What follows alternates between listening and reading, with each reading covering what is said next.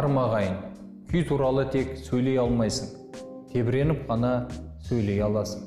Күйші туралы ерніңнің ұшымен епсектеп сөйлей алмайсың, ет бауырың езіліп, еміреніп қана сөйлей алмақшысың дейді Әбіш Кекілбайұлы. Аза бойыңды қаза қылатын ықылым заманның қамырықты сазын, тұла бойыңды бірде елжіретіп, енді бірде көңіліңнің сарайын жарық нұрға бөлейтін, өкіндіріп өксітетін, қуандырып қайғыртатын, мәнін толық түсініп болғанша дегбіріңді алып алақұйын күйге душар ететін, күй құдіреттің сөзден артық дейтін қандай қасиеті бар. Түсінген адамға артық та емес, кем де емес, екеуі де бір жерден шығып, жүрек сазы, жүрек сөзі болып қана бөлінетіндей көрінеді. Шадыман көңілді, қасірет қайғыны, қабырғаға батар қазаны, жауға қайрат қылар рухты күймен жеткізген баба өнерін бүгін шын ұға аламыз ба? Ертеректе бір ақсақал күйдің сазына беріле отырып, бір тұсына жеткенде бала кетті дейтін көрінеді. Бұл әлде қандай бір отырыста күйді түсінуден қалғанымызды өзі өтіп, қамығып отырғанда айтылған сөз болатын. Артық ауыз мақтансыз, біттік, тоздық дейтін көйгөйсіз сөзіміздің шындығы ақиқатқа жақын ба деп алаң қыламыз. Жошы ханға хабар жеткізген Кетбұғаның қобызы қорғасын жұтса да түсінетін тыңдарманын тапқан бақытты аспап екен ғой. Күймен құсын ұйықтатқан, нарын иідірген, жауын жеңген баба өнері ұмыт қалмай бүгінге жетіпті. Енді соны түсініп, түйсініп, ертеңге жеткізу күйші, орындаушы қауымға мұрат. Бүгін біз бәрімізге таныс Тахауи Ахтановтың көбіміз білетін күй аңызы әңгімесін сөз етпекпіз. Өнер мен сұлулықтың, жастық пен қайраттың, кәрілік пен шарасыздықтың қатар жүретінін аңдатқан әдебиетіміздегі шебер жазылған шығармалардың бірі. Халық аңызын өзек етіп алған әңгіменің фабуласы қарапайым, бірақ аңдаған оқушыға сыйлар эстетикалық жылы әсері бар. Бәлкім бұл әңгімені жылдардың өтінен аман алып келе жатқан қасиеті осы болар. Бұл әңгіме Тахауи Ахтановтың ең алғашқы шығармасы. Ақтөбе облысы Шалқар ауданында туған жазушының шығармашылығына көбіне ел ішіндегі халық тарихындағы оқиғалар негіз болған. Бұл әңгіме де соның бір парасы. Әдетте жаңадан қалам алған жазушылар алғашқы әңгімелеріне осындай халық жадындағы оқиғаларды арқау етіп алып жатады. Кейіннен ұлы жазушымыз Мұхтар Әуезовтен жоғары баға алған Ахтановтың үлкен жазушылыққа басқан қадамы сәтті болғандай. Әлі күнге дейін мектеп бағдарламасында оқытылатын осы әңгіменің қысқаша сюжеті былай. Естемес жасы 50-ге келген күйші, Оразымбет жас шәкірті. Екеуі Ипан тауының етегінде келе жатып, жолдан шаршап, бір демалып алмақ болады. Бірақ алдынан ел кездеспеген соң жүріп келе жатады, бір уақытта нарға кездеседі. Ботасынан айырылған аруана бұларды көре сала аңырап қаша жөнеледі. Алдымен елсізде кездескен жымба деп ойлаған Оразымбет артынан Ипан тауының етегінде жұпыны киіз үйді мекендеген кісілердің аруанасы екенін біледі. Ипан тауынан бергі ылғидағы қайнарда жұпыны ғана жалғыз қараша үйді көрді. Нар үйге жеткенде басына үкілі тақия киген талдырмаш денелі қыз шығып, бұйдасын шешіп, есік алдындағы қазыққа байлады. Екі атты да сау етіп келіп, қарбаласау деп аттан түсті. Қыз бала қаймықпай жолаушылардың қасына келіп, ізетпен үйге шақырып, естемістің тізгінін алып, белдеуге өзі байлады. Әкемнің ұлы жоқ, айып етпеңіздер, деді даусы сыңғырлап. Түндігі бүркеулі қара көлеңке үйдің ішінде жалғыз шалдан басқа адам жоқ екен. Ол орнынан тұрып, қонақтардың сәлемін алып, екі күйшіні төрге отырғызды. Жаңылай, қалқам, түндікті аш, деп дауыстады. Ал, жол болсын шырақтарым. Әлей болсын, біз ел аралап жүрген күйші боламыз. Менің есімім Естеміс. Мына жігіт Оразымбет күйші. Өзімде шырамытып отыр едім. Ана жылы ел осы қайнарда отырғанда, 2 күн күй тартып, құлақ құрышын бір қандырып кетіп ең-ау. Осы кезде үйге жаңыл кіріп, төменгі жаққа келіп отырды. Естеміс қабағасынан қыздың тұлғасын шолып өтті. Жасы 16-17-лердің шамасында болар. Шал арғы ел, бергі елдің хабарын сұрастырып отырғанда да, күйші пейілі түсіп, сөз арасында қызға қарай берді. Тіпті бұл үйдің жолаушыларға сусын ұсынып, қазан астына от жағуды ұмытып кеткені де есіне келмеді. Шал аз уақыт тұйықталып төмен қарап отырды да, бір кезде басын көтеріп алып, «Естеміс шырағым» деді. «Өлімнен ұят күшті. Сен келгенде бір тостаған су тауып бере алмай жерге қарап отырмыз». «Жоқ ақсақал, сіз қиналмаңыз». «Неге қиналмаймын қарағым? Биылғы жұт елді титықтатып кетті ғой. Арқалайтын да, асырайтын да жалғыз нарымыз анау жатқан. Ауыл көшерде бошалап кетіп, ботасыз қайтты. Су алып қалды. Қаңсытып, таңдайды кептіріп отыр», деп шал ауыр күрсінді. Содан кейін қызына бұрылды. «Жаңыл қалқам, қайнардан су әкеліп бер. Қонақтар шөлдеген шығар».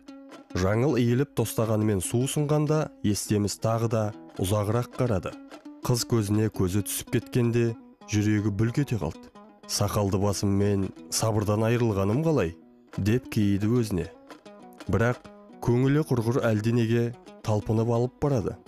Кім біледі, жер ортасынан асқанда Тәңірінің сарғайтып барып бұйыртқаны осы болар дегенде ойға тіреліп қайта ұтқиды. Көңіл аптығын басу үшін Естеміс домбырасын алып, ақырын шерте берді. Ойланып қалған шал басын көтеріп алып, тағы да тіл қатты. «Апырай, осы мал жарықтықтың күйге елігетіні болады деуші еді. Естеміс шырағым, өнеріңді салып көрсең қайтеді. Хақта қала көз жасымызды көрсе, кім білет, нарымыз еп кетер. Салшы өнеріңді қарағым. Қолымнан келсе, не сұрасаң да берейін. Не сұрасам да бересіз бе?» деп Естеміс жалт етіп Жаңылға көз тастады. «Беремін қарағым». Жаңыл сытылып үйден шығып кетті. «Ақсақал, сізді елде жоқ қолқа салып отырсыз. Осы күнге дейін жар сүймей келе жатыр едім». Шал Естемістің қолқасын түсініп төмен қарап ойланып қалды. «Апырай, мынауың шынында да елде жоқ қолқа екен», деді ол сәлден кейін. «Ай, бірақ сен де бір азаматсың ғой. Баламды қор қылмассың. Сөзім сөз, өнерің жетсе, тілегіңді бердім қарағым». Осы кезде Жаңыл есіктен қарап, «Екі күйші өнерлеріңді бірдей салыңдар» деді. «Мейлі, болсын. Кәне Жаңыл қарағым, нарыңды тұрғызып, шелегіңді тоса бер» деп Естеміс домбырасын ұстап орнынан тұрды.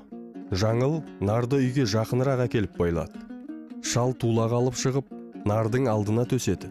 Жаңыл қарындағы шелегін алып, түйенің желіне тосып, сауыға ыңғайланды.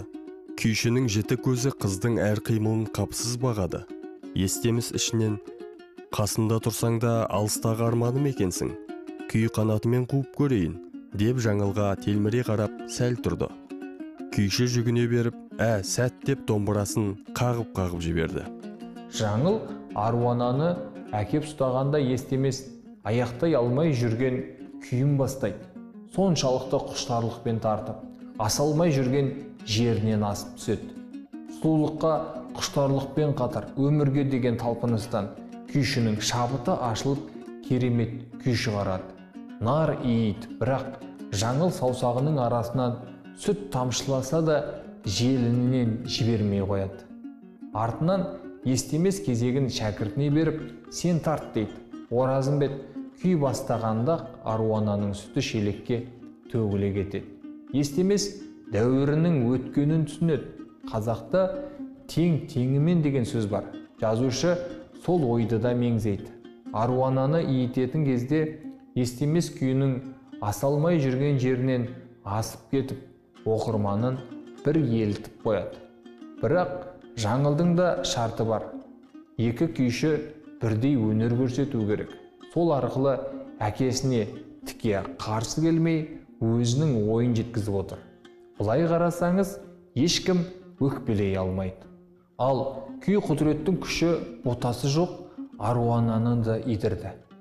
Қазақ әдебиетінде күйге арналған көптеген шығарма бар. Тіпті бұрынғы күйшілер күйдің алдында осындай аңыздарын айтып алған соң ғана күй шертетін болған. Мысалы, Бозінген деген күй бар. Бұл күйде түйе малына қатысты.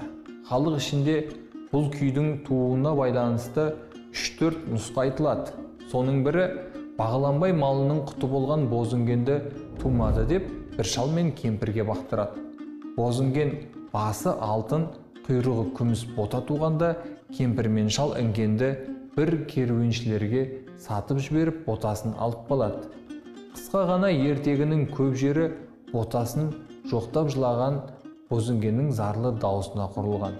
Бағланбайдың екі баласы Бозінгеннің даусын танып, оны ботасына қосады.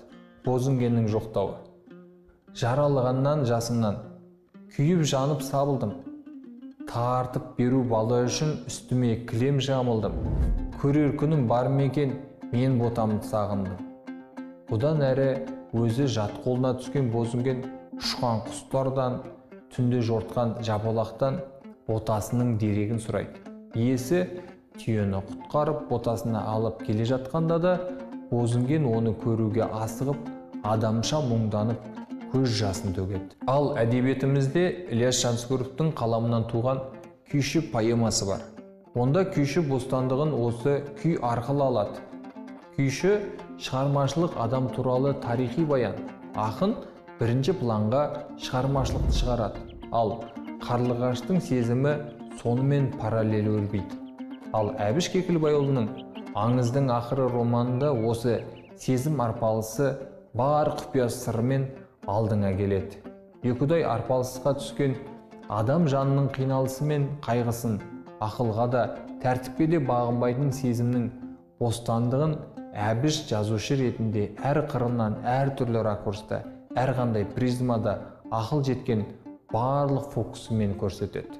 Қалай ақтаймын десеңіз де еркіңіз, бірақ оқиға дамыған сайын алдыңыздан жолға беретін әміршінің де, үлкен ханым мен кіші ханымның да, шеберлер мен уәзірлердің де, тіпті жансыздар мен саудагерлердің өз шындықтары өміршеңдігімен сізді иландырады.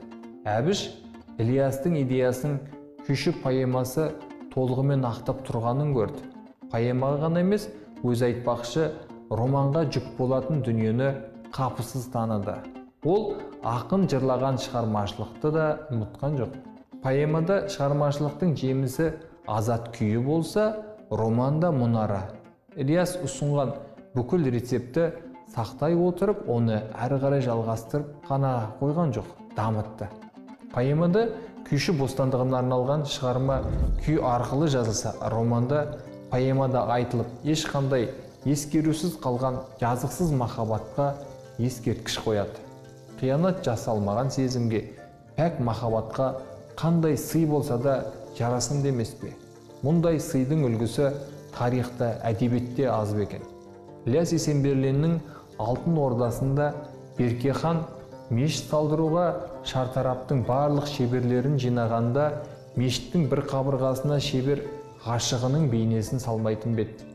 Белгілі бір нүктеден қарағанда, күн белгілі бір межеге келгенде, дала сұлуының көз тоймайтын ғажайып келбеті алдыңыздан жарқырай көрінбейтін бет. Ойламаған жерден Берке хан әлгі қылмысты көріп, мұсылман дінінде мешітке сурет салуға болмайды деп қиратқызбайтын бет. Ал тарихта жаһаншақ сүйікті жары Мумтаз ханымның рухына арнап әйгілі Тәж-Махал салдырмады ма? Ендеше кіші ханымның әміршіге деген махаббатын бейнелеуге мұнарадан артық не лайық болмақ? Бірақ сол мұнара кіші ханымның махаббатын емес, кіші ханымға деген махаббатты мүсіндеп шығады. Күннің орны өзгерген сайын құбылып отыратын сиқырлы мұнараның қалай болғанда да махаббатқа бағышталғаны анық қой. Ал азат күйі сапақты бостандыққа шығарады. Қазақ өнерінде күйдің орны ерекше. Оның тарихын сөз өнері арқылы Тахауи Ахтанов та, оған дейінгі ақын жазушылар да, кейінгі қаламгерлер де жазған. Біз бір қыдыруын сіздерге мысал етіп алдық. Күй аңыз әліппесін наридерген ашса, күй туралы әңгімелердің басын Тахауи Ахтановтың күй аңызынан бастауға болады. Кітап оқыңыздар.